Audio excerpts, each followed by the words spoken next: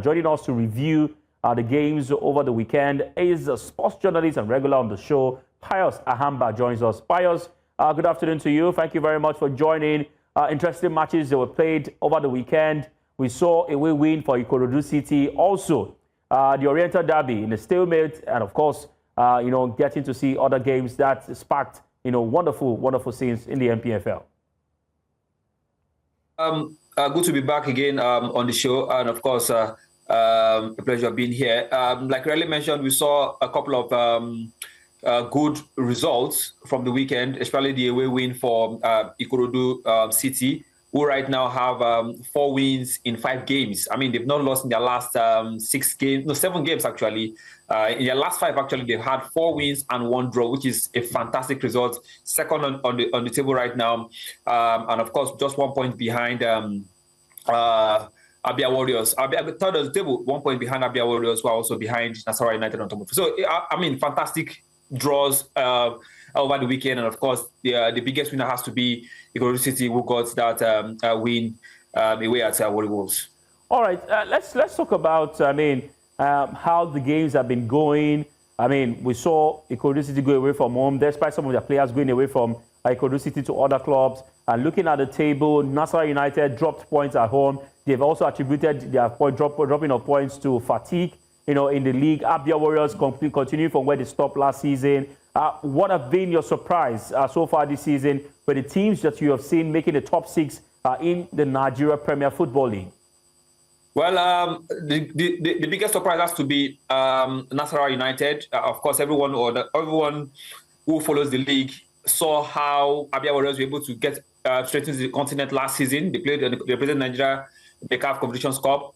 Ikorodu City, we all saw how they also ended the league last season. At some point, we were also tipping them to get into the continental zones. So they were also fantastic last season. So no surprises for Abia Warriors and Ikorodu City. Even though for Ikorodu City, we can also talk about the fact that they lost some of their key players, 1-2 key players. At some point, their captain had to leave them, return back, and all of that. So they had a couple of changes in the team, but they've been able to find the balance. And also, in terms of the administrators, they lost one of their administrators, and of course, their coach also left the team. So the fact that they've been able to manage all of that is why they are also a private-owned club. Maybe it is too early to start, singing of their praises, but they are doing so well.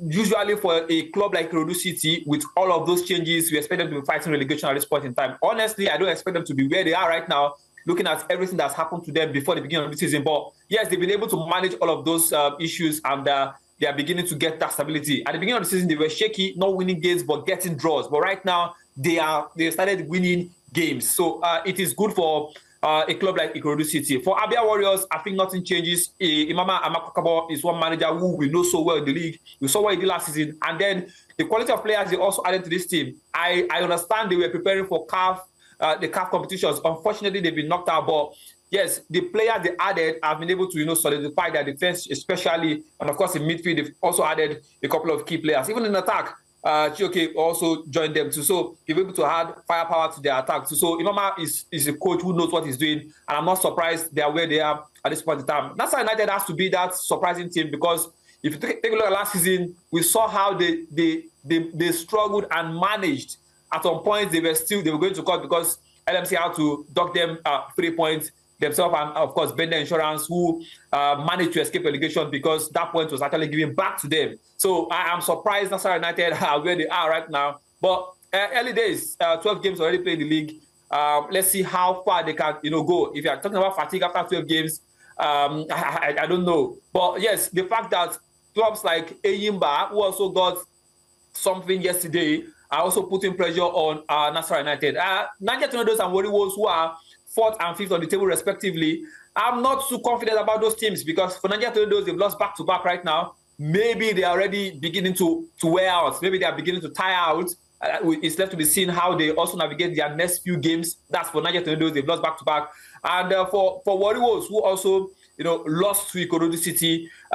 Before that game, they've had 2 wins and 2 draws in their last 4 games. That's for Warri Wolves. But the loss to Ikorodu City is beginning to change the perspective of a lot of Nigeria. So, I mean, a couple of year and days in the league some teams do have their. I mean, at this time 2 weeks ago, 3 weeks ago, we were talking about Enyimba and Rivers United, who are those two teams who challenge Nasarawa United, of course, probably win the league. But in the last 5 games for a team like Rivers United, they've won only 1.